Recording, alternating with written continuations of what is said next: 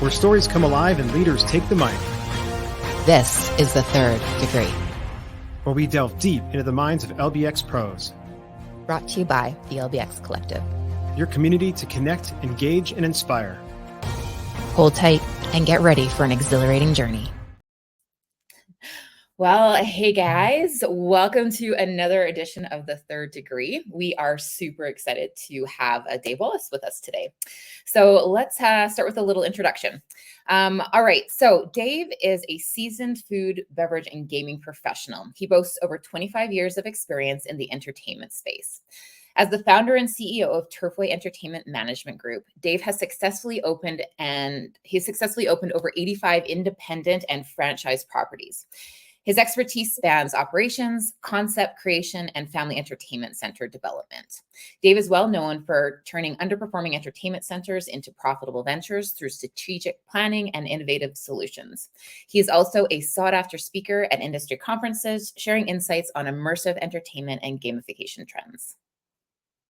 Awesome. Well, alongside his role over at Turfway Entertainment, Dave has also held positions at companies like Jillian's Entertainment and JBC Entertainment, where he excelled in developing beverage packages and enhancing revenue streams.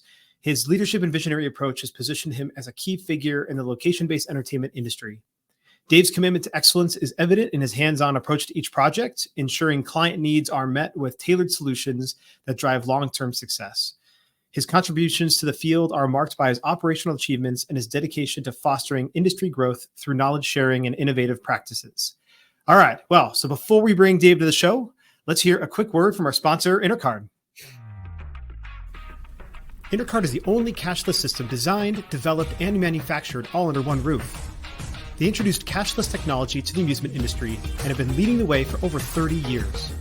Cashless systems from Intercard increase customer spending, guest satisfaction, and boost revenues by up to 30%. Intercard is so proud to be serving the amusement industry, and if you aren't already part of their global family of customers, they hope you will become one soon. Alrighty. Okay, so Dave is that guy that you try to go speak at a conference, and honestly, if you don't get there early enough, you're not going to get a chair, and sometimes you're not even going to get into the room. So we are really glad to have him all to ourselves today and be able to offer you a front row seat. All right, let's welcome Dave to the show. Hi, guys. Hey, Hi. Dave. Good to see you, man. You too. You too. Wow, that is quite the collection you have behind you. Yeah, it's a pretty extensive bourbon collection. I mean, I don't drink that much anymore, but I have over 220 different bottles of bourbon. So wow. Yeah, I was going to say what's probably most impressive about it is that they're mostly full. So they are. You're right. They are. I don't have time to drink anymore. Yeah, he just keeps the full ones at the front. What are you talking about? You know, this is just Oh man, that's crazy. I'd love to know what the actual value of that collection is. Oh, I don't even know. I know we paid a lot for it, but and I have 6 kids, 3-step, and 3 of my own, and they're 21 to 30, and I still got all this behind me. It's shocking. Oh wow. Wow. Yeah, for sure. All right. Well, we'll wait for our invitation to come over and see. Yeah. It's awesome. So we're going to get started with an easy one, hopefully. And I mean, not that they're going to be hard, but just kind of start with a little softball. So what inspired you to start Turfway Entertainment Group in the first place? Yeah, it's very interesting. I worked for Jillian's for 12 years, operated 22 properties up and down the East Coast. And when as Jillian's went through its challenges after 9/11's when it started, and then eventually sold off, and then another equity group bought half of it, and then Dave & Buster's bought some of it. My job then was to open properties, oversee properties, and then toward the end, go into properties that weren't mine. There were 44 of them total, and determine if it was a viable opportunity or not, and how can we reposition it in the market, or should we just close it down? So as it continued on in 2008, 2009, the downturn came, and then another group bought them and said, hey, we really don't have a position for you anymore because we're going to build them different. And they paired up with GameWorks, and I was kind of left out on my own at that point. And when I got into the industry as a consultant, I got a call from a couple different groups and in restaurants as well. We do restaurants as well, and you start moving slowly. The worst time to ever start a business is 2008, 2009, but it took off and continues to grow. And you said 85 units. We just opened our 99th unit last week, and we're opening 5 more in the next 45 days. So, we're very passionate about that in operations. I think I love operations. I love training people and developing people, and obviously, and getting more and more involved in it. I got a great team underneath me that does the same. So it's a long answer to a short question. No. Usually the way they are. Yeah. Yeah. I just want to step back a second here, because you talk about Jillian's, and I'm not sure that I or many people listening even understand what the scope of Jillian's was. Can you just give us a little bit more insight into some of the different properties that you managed and had in that group? Yeah. So, I mean, they were multi-node entertainment, kind of like what we do now. They were really the first social-based entertainment center out there, leveraging food and beverage against the entertainment. When I started consulting, I got on LinkedIn many, many years ago. Tell you a quick story. And there was a guy that owned a property, and he and I went back and forth. When I started consulting, I said, there was a LinkedIn FEC group. The question I put out was, how important is food and beverage? And he and I went back and forth for 2 years. He said, food and beverage doesn't have a place in entertainment. And 4 years later, I was at the IAPA at the symposium, at one of the symposiums, sitting. He's up on stage, and he's a laser tag guy. And the question they asked him when he opened his second location, what's the most important thing about your business? He goes, food and beverage is everything. So I almost got out of my seat and went and had a discussion with him, but we didn't. But anyway, so Jillian's, back to that. My first property that I got involved with, there were 14 managers. I used to operate Chuck E. Cheese properties before that, 64 of them. And then I moved into Jillian's, and they wanted me on, but they didn't have a position for me. So they made me an assistant bar manager. And within 6 months, I took over my first store in Albany, New York. And then 3 months later, I took back over that big property. That big property was 85,000 square feet. It had 2 restaurants. It had 220 arcade games, 12 lanes of bowling with full service dining. It had a billiards club, 4 nightclubs, live entertainment facility, and live entertainment venue and banquet facilities all under one roof. So leveraging food and beverage against that entertainment to drive top line revenue and bottom line profitability. And back in that day, it did well. It did in the tens of millions of dollars when beers and cocktails were $3. So that kind of gives you an idea of the throughput that we had. And, and then eventually I took over the East Coast, which was, all the way from Manchester, New Hampshire, all the way down to Columbia, South Carolina, I think, and through Ohio and Kentucky and everywhere else. Holy moly, Dave. Like, I feel like you're the consultant that probably has the most operational experience under their belt, and the variety of operational experience under their belt. Like that's pretty amazing experiences. Wow. Well, we were lucky. I was lucky. I mean, it's not all. When I got involved with consulting, food and beverage wasn't anything. So dating back 12, 15 years ago, people thought of us as the food group. Oh, they can do food and beverage. Well, we also know what a pen jam is, potentiometer, how big bowling is. We know all the other stuff, but food wasn't in this industry at all. Now it's so prevalent that I have a culinary department and I have a bar services department on staff, as well as brand development and operations, because we think that is a driving force to the future. People have to eat, they don't have to be entertained. So how can I leverage those together to get the optimal experience? Mm-hmm. Yeah, right on.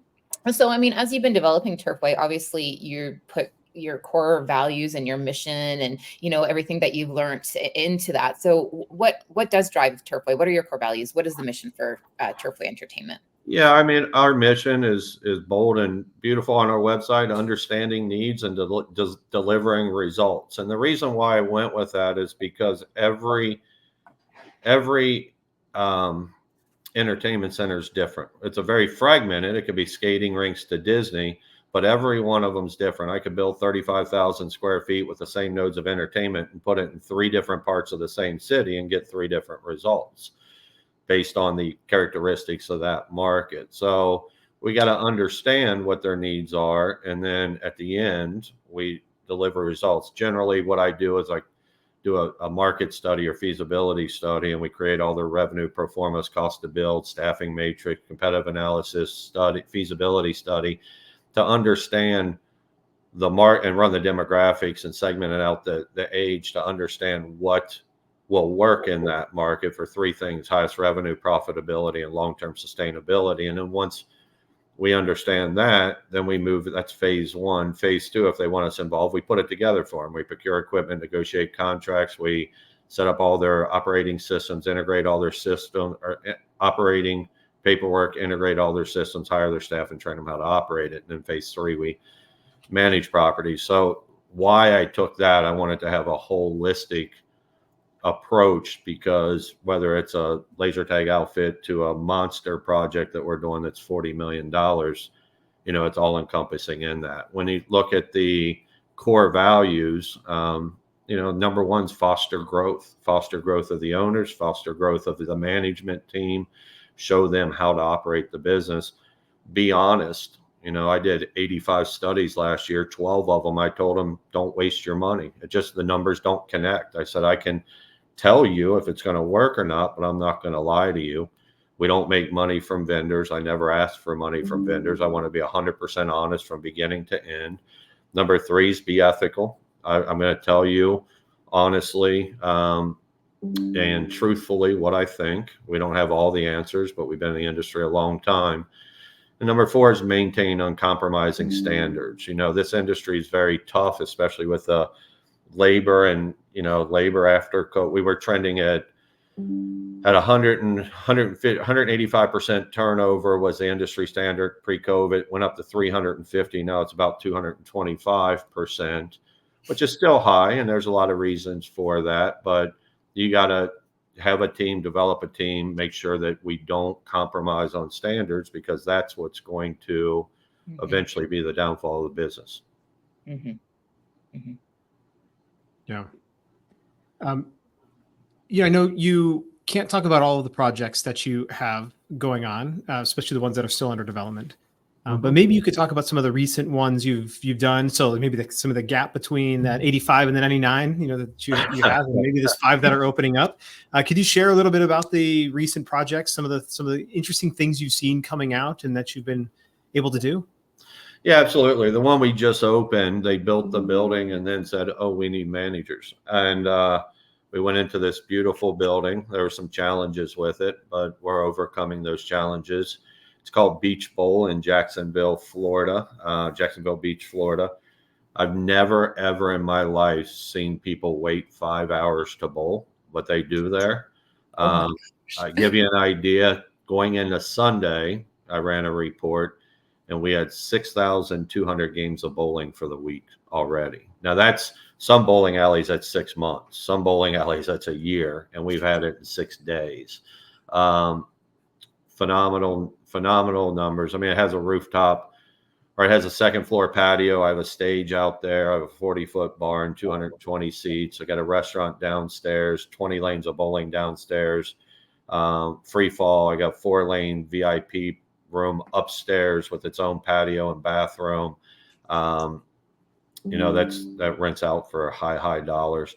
We had 800 corporate event requests in the first week, just to give you an idea of the anticipation of this opportunity. Yeah, it's been significant. Before that, and it's doing very, very well. I mean, numbers I projected, it almost doubled what I projected. I projected very high. Yeah. So, we have some really unique ones almost everywhere. Movie theaters, and we have Smitty's Fun Hub up in the Maine area. Stamford, Maine was the first one. they took a movie theater and they're converting spaces. He's doing his fourth one now and adding entertainment. It does exceptionally well. The first one, we put a center bar and 55 arcade games around it and 9 lanes of bowling. We put tables and booths around the bar as well. And it's doing numbers, just incredible numbers. I had a really cool one called Red Stick Social in Baton Rouge, Louisiana, where we went in a gentrified area, or we call it a data reuse now. We went in there, sandblasted the walls, put in high-end furniture, bowling, a stage, rooftop bar, outdoor beer garden, an event space. Does very, very well. There's just a lot of them. We're opening one. We're opening one next week in Montreal. It's called Three Monkeys. We took a mall, scraped the mall, building an entertainment center inside that. It's one of the underground malls there. Opening one in Bethlehem, Pennsylvania. Went into a old entertainment center, gutted it, repositioned it. It opens on the 15th of July. We opened a dinosaur museum in Las Vegas about a month ago. Yeah. Dinosaurs are everywhere. Again. Yeah, this guy does a lot of the boutique theming and creates a bunch of stuff for the strip. Okay. And did some really cool stuff there. And we're opening one in somewhere in South Dakota, Harrisburg, South Dakota, trampoline park. We're adding a full entertainment center right next to it with a bar, restaurant, arcade, axe throwing, and bowling lanes. We just opened one 6 months ago in Mally's in Conway, Arkansas. It's 20. Oh, I saw that one. Yeah. 24 lanes, 80 arcades, 2 bars, restaurant, laser tag, axe throwing in that one. So that's a few of them.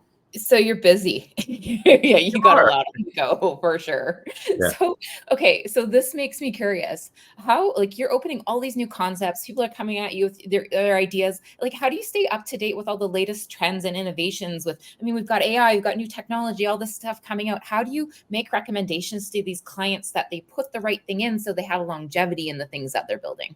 Yeah, it's a very good question, because there are certain things. So we pull data for 140 properties every week, and we analyze them in nauseam. So we're looking at a lot of different information for trends. But, I personally do the front end of every study. So myself with another team member or my wife, who's my business partner, will go out and do these studies. I'm finishing 12 right now, but we have to visit every entertainment center in that market to determine. We take the top 10 in our competitive analysis and we rank them in 10 different categories. It could be movie theaters, restaurants, retail. It could be entertainment centers. And then once we rank them, we go into these properties and then determine what's there, what the pricing is, and what's new that way. But we also go to Bowl Expo. We go to Amusement Expo, Amusement 360. We go IAPA, of course. We go to all the different trade shows to understand what's coming down the pipeline as well. So we're actively,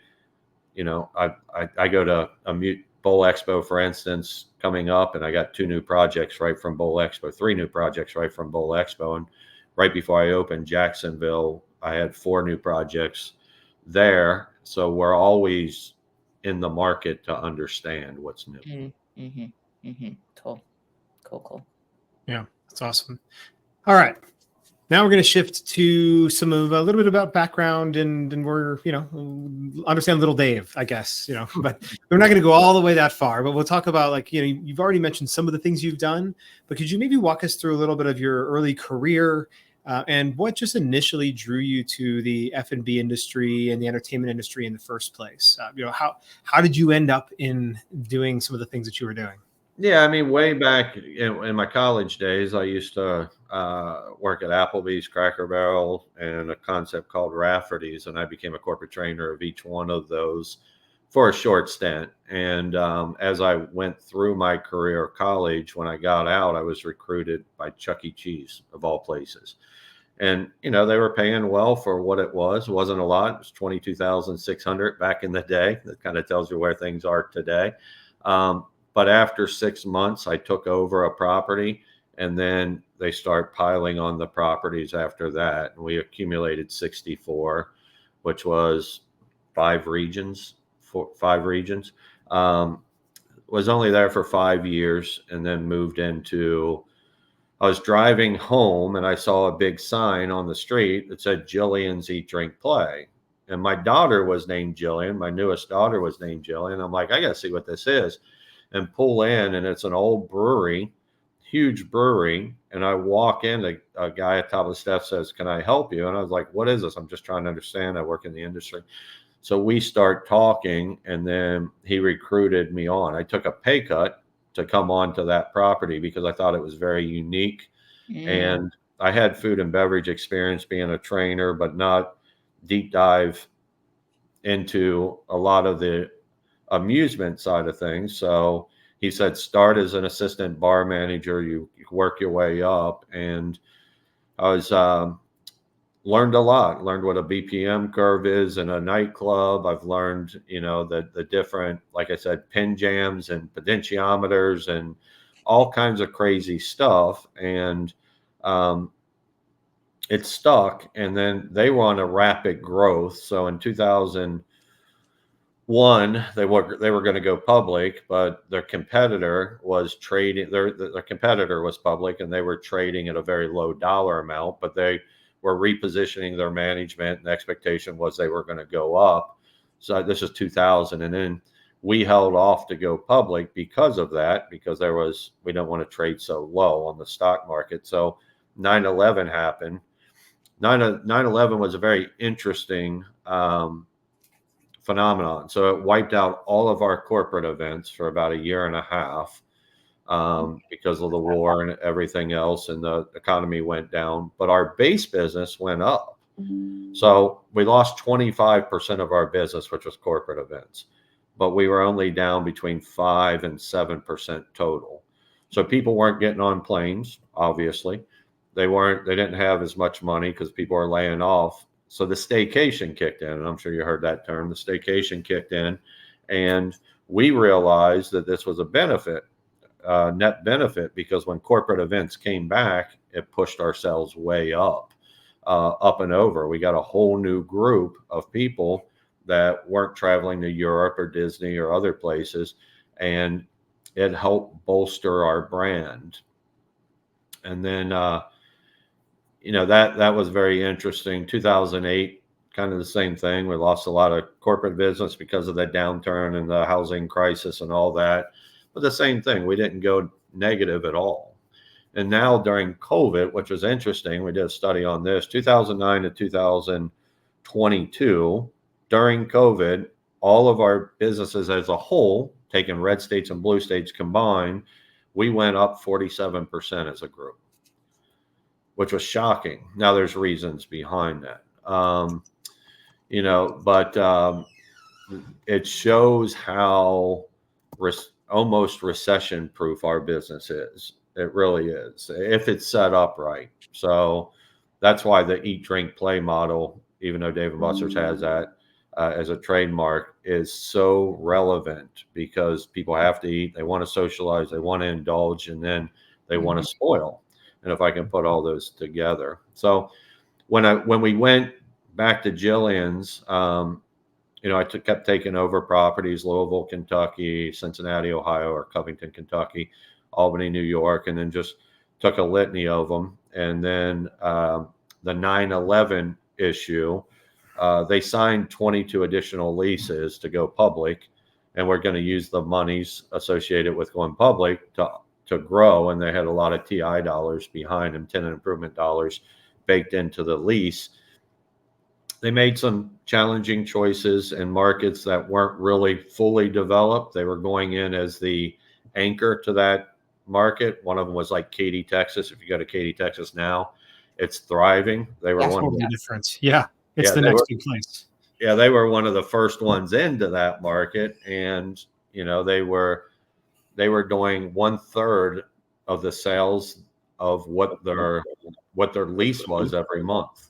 So they got into problems. They couldn't reinvest back into. It took a lot of TI, had to honor these leases because they had a personal guarantee on them, and they weren't reinvesting back into the businesses. And then they hired the general managers and said, hey, if you squeeze this much money out of the bottom line, you'll get a new car. And if you squeeze this much, you'll get a BMW. So my properties, we were always drilled down on the numbers, but we didn't want to adversely affect the integrity of the brand. The other managers wanted to get a car every year.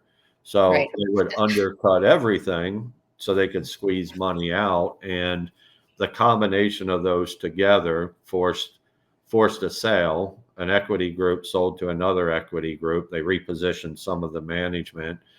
And then they split them into suburban and urban markets, some downtown, some out in the suburbia, and tried to run them that way. Sold off a bunch of them to Dave and Buster's, and then it just kept going down from there. And then I left in 2009, I think it was, somewhere around there.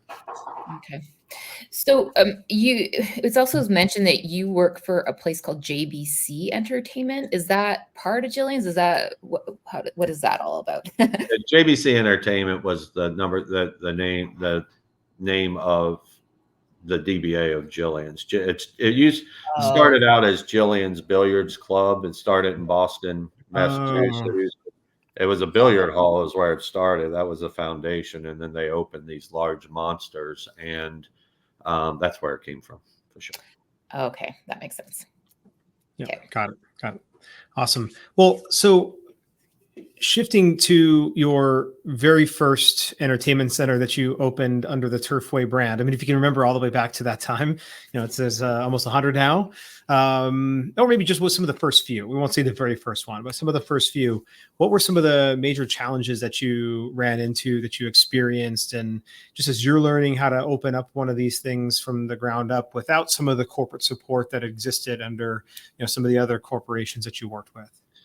Very good question. I mean, every, and I can't say this enough when I talk to people, every business is different in entertainment. I can open up a Burger King and I can, rinse and repeat again and again and again and get a per cap for people walking in the door and what have you.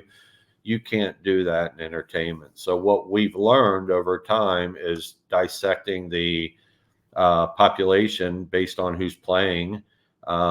As you probably heard me say, there's 4 groups of play, 0 to 9, preteens, teens, and adults, and the first 3 don't play very well together. For instance, if I was a 16-year-old son driving, he's not going to hang out with his 12-year-old sister, and that 12-year-old sister is not going to hang out with a 5-year-old at Chuck E. Cheese. So building a brand that makes sense in that market was our first real challenge. I wouldn't say a challenge. Out of 99, we've only lost 2. They do well, but they don't. And then the motivations of the owners are all different. So I can lead them to water, but if they choose not to drink it, we tell them, hey, listen, here's what we know by experience. And if they go down a path that, and says, this is the way I'm going to do it, I can't hold them account to the end result of what they do. I think those 2 things are the things that, and it goes into landlord motivations. It goes into a litany of things that would take me too long to explain. But I think those 2 right there are probably the biggest challenges that we saw early and had to overcome down the road. Mm-hmm. Right on. So we understand that you're a bit of the turnaround guy for FECs. If someone's struggling or in trouble, they'll give you a call up to see if you can support them. And so we're just wondering, what are some of the biggest mistakes you see operators making right now? And what is some of that low-hanging fruit that they can do to change those operations or something in their facility to see better results? Oh, very good question. You don't know what you don't know. So a lot of people open up their brand and they hire a kitchen manager and say, hey, open up my kitchen. Well, the kitchen manager might have left because anyone can put anything on paper. So he might have left his job and was a poor performer or has never opened up a place before. And you are handcuffed to that guy and hope that it's done right. Food and beverage is a big piece of it. We've gone into some places where they're over portioning, or the kitchen's filthy, or they don't have standards in place. Pricing's another one. A lot of owners haven't gone out into the market and adjusted to real pricing. I had one bowling alley that was charging $4.50 for a burger. And when I asked the food and beverage director, how much does that cost? She's like, I have no idea.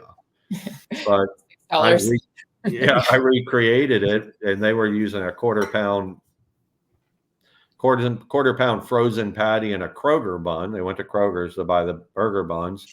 And when I looked at the cost, I said, I recreated it with a half-pound burger, a brioche bun, lettuce, tomato, onion, and fries, and it only costs 15 cents more to do. Mm. And visually, people eat with their eyes. So having that expectation, even when I talked to the owner, when I was doing that health checkup, she's like, we can never sell that in the building. I'm like, they're selling it at Applebee's in your parking lot. Why can't you do it here? And it's really getting them to have a paradigm shift, because they've always operated it a certain way, and they haven't adapted to the world. And I always tell them about MTV, but I'm 55. So MTV came out when I was 11. And at the very end, it was all videos. And at the very end, they put a flag in the ground and it would turn to snow. And it was over at midnight. It shut down. Well, there's been about 17 reiterations of MTV that stays up with their core demographic. The challenge is these owners are, marketing wise, branding wise, operation wise, are focused on getting people in the building, but they're not doing it the right way by heavy discounting, over portioning. Service is a big one. We won't go into all the details there, but it's a big one that really, becomes a challenge for a brand to be successful. Mm-hmm. Mm-hmm. Yeah. Yep. All right. So we talked a little bit about trends, but I'd be really interested to understand some of the trends and things that you're seeing in the entertainment industry that excite you the most. And that could be F&B, it could be attraction mix. So I just love to understand what you're seeing and what things you get excited about coming down the line. Yeah. So we all know that augmented reality and virtual realities hitting hard everywhere, and the anticipated growth over the next 5 years is 600%. So it's here to stay. Having the right ones, like the Floors Lava with Valo that Creative Works does. Mm-hmm. It's self-contained. You can swipe your card, go in and do it. It doesn't need to be manned. You don't have to explain anything to them. They can do it. VR's great when it's not manned. When it's manned, it becomes very challenging, because if I'm looking at an empty box, two things are commodities in entertainment: time and money. And they'll spend their money if it's good for their time. But if I walk up to an empty box and an 18-year-old kid there, I can't visually see it. So I'm not going to do it. Where Kong, Storm, Rabbids, all the arcade games that are VR based, swipe your card, pull the goggles down, are some of the top in the game room, because they don't have to think. It's an arcade game. You're just riding it with goggles. So I think augmented reality and VR is here to stay. It just needs to adapt to the entertainment sector because of those two reasons. They'll spend the money if it makes sense. I'm seeing something come down through Canada. It's called Activate. It's called Mission Rooms.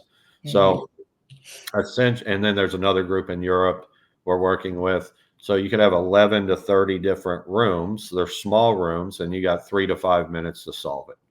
And then you sign up for an hour or 90 minutes, you get a wristband, you walk up, you pop the door open, everyone runs in the room. They got to solve it within 3 to 5 minutes. And then if you don't, you got to get out. If you solve it, your points are what your score is. And then you go from room to room to room, and some of them have 10 different levels in a room, and it's very interactive. They're constantly moving about, high throughput. And, I think those are the ones that are more exciting. We're now doing integrations with speakeasies. I'm putting a lot of speakeasies in. I'm putting food halls in. Cigar lounges are big now. So food and beverage is definitely, people get a misconception of food and beverage. They don't go to an entertainment center to eat, like a movie theater. A lot of movie theaters put a restaurant in. before you get to the movie theater. No one's going to go there to eat and then go see a movie. But if I can combine them together, then they'll go to an entertainment center to be entertained, and while they're there, they'll eat and drink and play, or they'll eat and drink while they're there. So that's another evolution that we had to change, because we were always putting anchor restaurants in there. But I'd said, why don't we just put full service bowling, put a bar and restaurant in the middle of the arcade where the energy is, full service axe throwing, and then build our brand around the model of be entertained, and while you're there, you're going to eat. And that's seen huge successes. Yeah, right on. So yeah, interesting things there that you're pointing out. We hear all the time, immersive entertainment. It's like become the buzzword for everything. Everybody uses it and everything. I'm curious to know, what does immersive entertainment actually mean to you? And how do you know that you've incorporated immersive entertainment into your facility? What does that truly look like? So, I mean, we call everything immersive entertainment. It's how far are you immersed in the brand, I guess it would be. I mean, when we look at it, the immersiveness is, I would think, is the opportunity to do a multitude of things under one roof. I don't think it's VR. I don't think it's augmented reality. I think that you're immersed in a themed environment with a lot of things to do under one roof. Is how I would position it. I mean, we hear that, people talk about that, but for me, it's more about have a branded opportunity, have a well-themed opportunity. It doesn't have to be princesses. It doesn't have to be something that's themed for something. It just has to be presented well.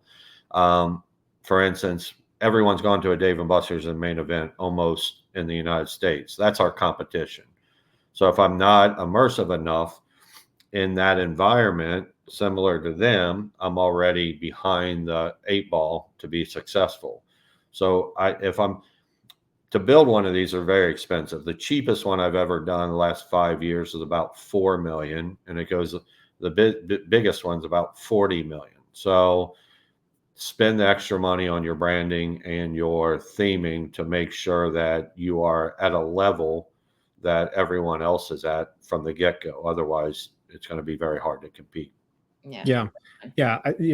At a level, or I think, as you were alluding to, differentiated as well. Exactly. Enough, but like not differentiated because you're really bad, but differentiated because you're still at that same trim level, but you have your own brand and you have your own feel, and you are distinct from the existing brands that everybody knows. And you start through, so we have a very good branding guy that we use.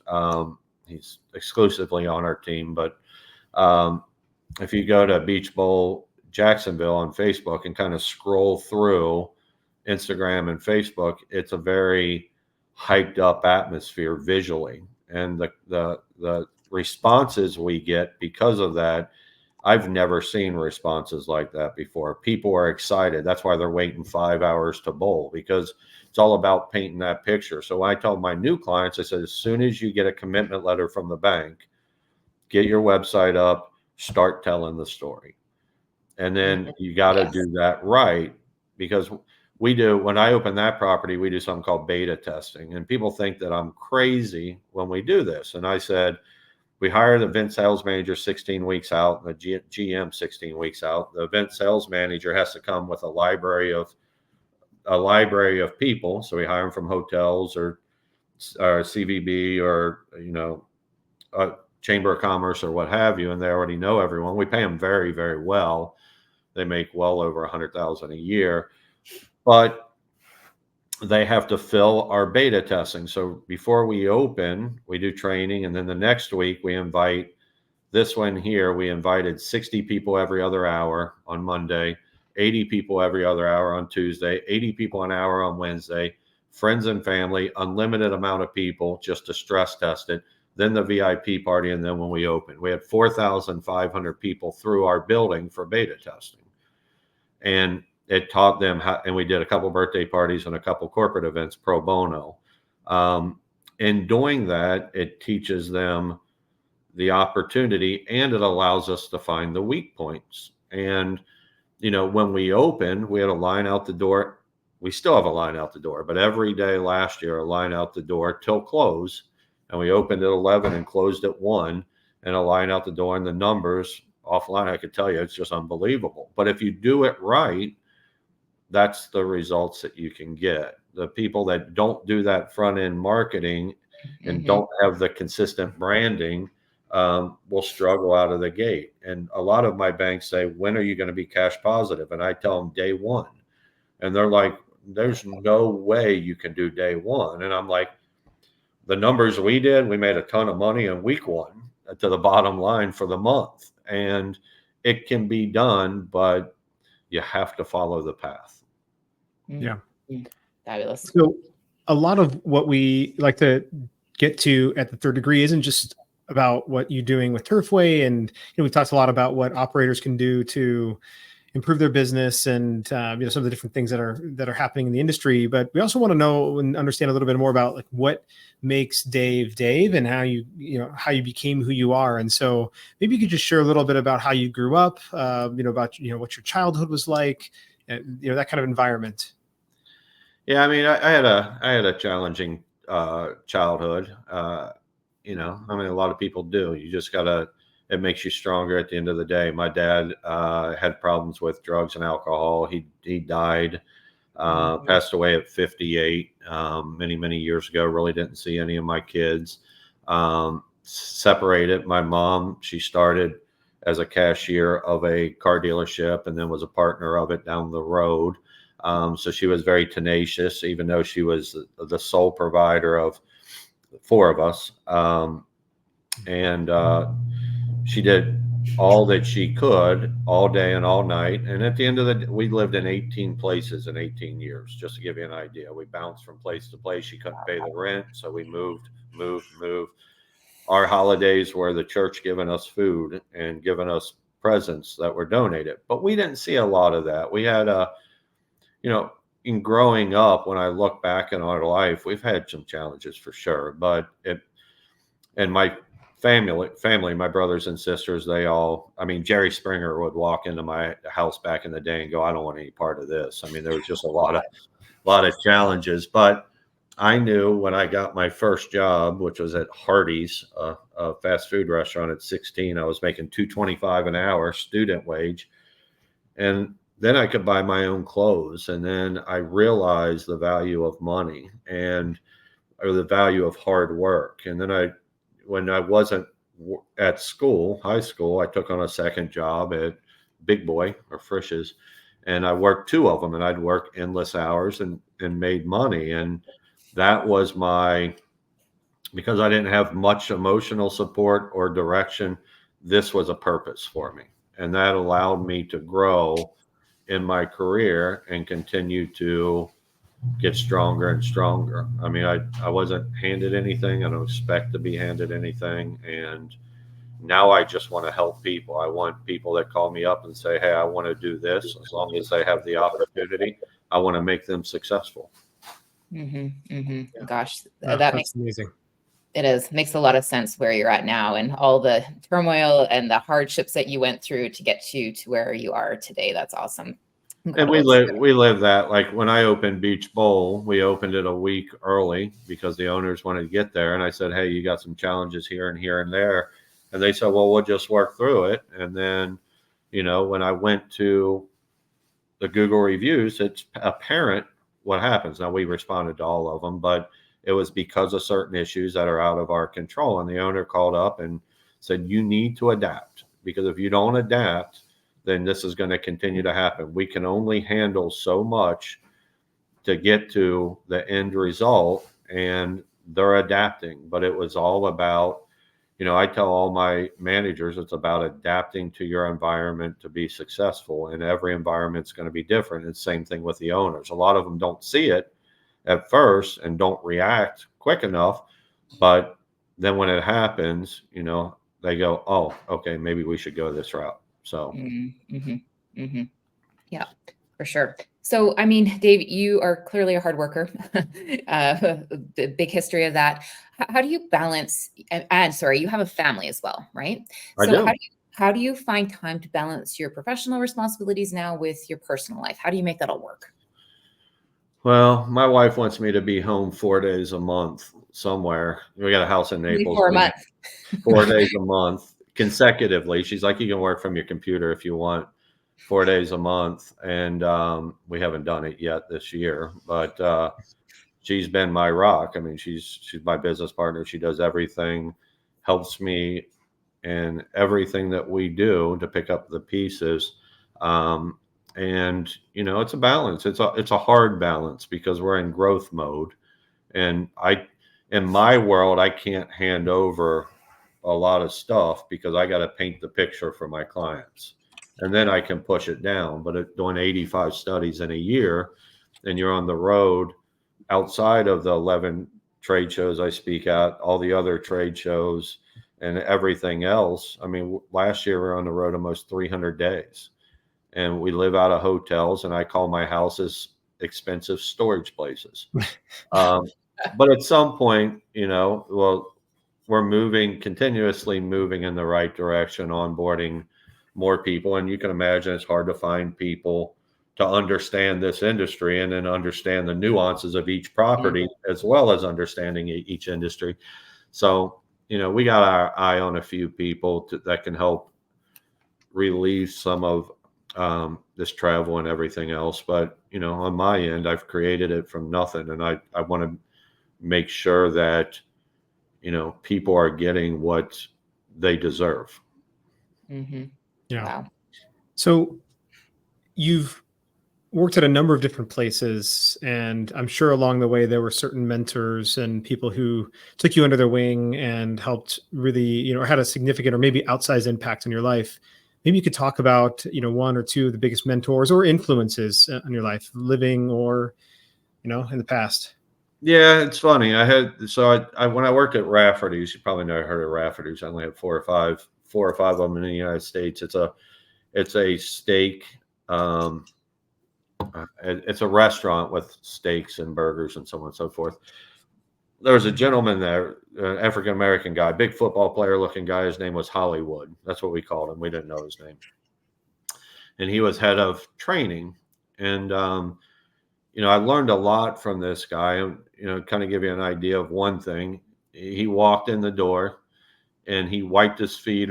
It's sunny as could be outside. I'm standing inside the entrance. He wipes his feet at the door, walks in, puts a smile on his face. Hey, Dave, how you doing? Shakes your hand, goes around and shakes everyone's hand. Let's have a great shift, so on and so forth.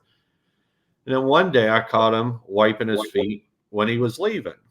And I was like, didn't think anything of it. Another day comes along, he's wiping his feet at the door. I look outside, making sure there's no dog poo out on the sidewalk. It's sunny as could be outside. And I'm like, comes in, smile on his face, shaking everyone's hand, doing the same thing over and over again. Third time he did it, I'm like, Wood, I got to ask you a question. Why do you keep doing this? He goes, what are you talking about? I go, come in, you wipe your feet on the door. When you leave, you say goodbye to everyone. You say hi to everyone. When you leave, you wipe your feet on the door and go about your business. He goes, Dave, it's pretty simple in my life. He goes, I need this job. I make a lot of money at this job. I got a lot of problems too in my life and outside of here. I'm wiping my feet to leave my issues at the door. And when I leave, I'm wiping my feet and leaving work at the door. He goes, it set a balance for me that I just do every day. And, that taught us a lot. It taught me a lot. And I use that as a principle for developing a strong presence, I guess you would say, for our managers. That's why when I do a restaurant or when I do an entertainment center, I tell the managers, touch the table at the very beginning. Mm-hmm. Someone sits down, you should walk up to that table and say, hey, my name's Dave. If you need anything, thanks for coming in. If you need anything, let me know. Mm-hmm. And people are like, don't you do it after they get their food? I'm like, no, because it could be too late. They could have had a poor experience from the get-go. But if you set that personal skill or set that personal relationship up front just by a, hey, how you doing? They know that if there's an issue, they have a guy's name, manager's on the floor, and you're present. And, that's one that really sticks with me. There's some other ones, but I think when I look at it, training is what develops the best human capital that you can get. Setting your standards, being uncompromising. Will you have issues? Yeah, everyone has issues. We're not perfect. But at least we can build a culture around salesmanship versus order takers, and how servers and bartenders and hostesses can make more money because they're doing the right thing. And, I think we pride ourselves in that, and making sure that our management team can do that as well. Right. Beautiful. Yeah, Beautiful. that Love is. those little rituals. That's amazing. Mhm. It is, actually. Yeah. Okay. Come to one of our favorite questions here. I love this one because you are an individual that is not all entertainment. I mean, you have a life sometimes, it sounds, maybe for an hour every once in a while outside of the entertainment industry. Can you teach us about something else that you are passionate about? We want you to teach us something that you love. Let us learn something new from you outside of the industry. Well, as you can see, I'm a bourbon collector. I grew up in Kentucky, so bourbon was always in my backyard. And, my wife and I like going to distillery. We don't do it as much anymore, distilleries and breweries, because when they were big. And, the bourbon industry is a very unique industry. They all have their own personality, and understanding that, and some of the bottles are very cool, and some of them taste good as well. So, bourbon's a passion of mine, collecting bourbons. We got about 220 in our kitchen. In our other house, we got a lot as well. My kids, honestly, I mean, I work for my kids every day. I want to make sure that they have their feet under them, and they're all going to make mistakes. And how are we going to solve anything that could come down the path? I mean, my kids are 21 to 30. 3 of them, Suzanne brought in. We were divorced, remarried, brought in, and then my 3 kids. And Wow. It's all about. And I got 5 grandkids. It's all about them first. It's all about my family first. Mm-hmm. Mm-hmm. Yeah, that's awesome. That's Mhm. awesome.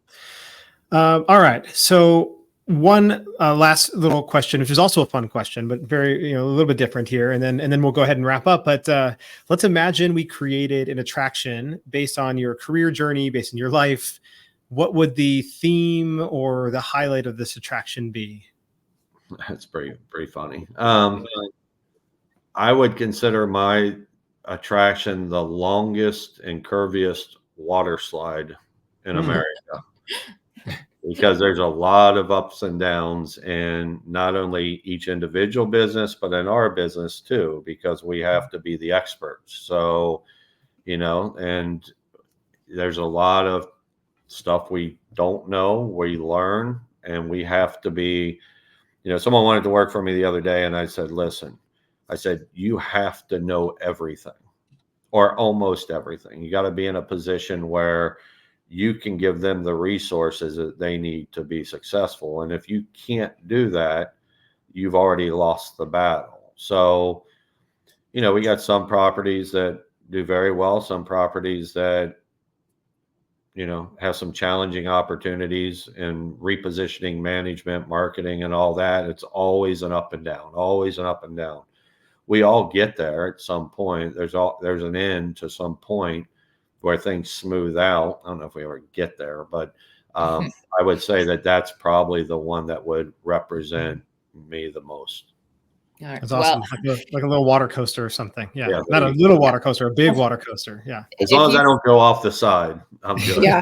Yeah. I mean, if you've seen some of those new water coasters or the water slides, like they are nuts. And some of them you're even putting the VR goggles on now. Like, Yep. Okay, they're going everywhere. So it makes a lot of sense.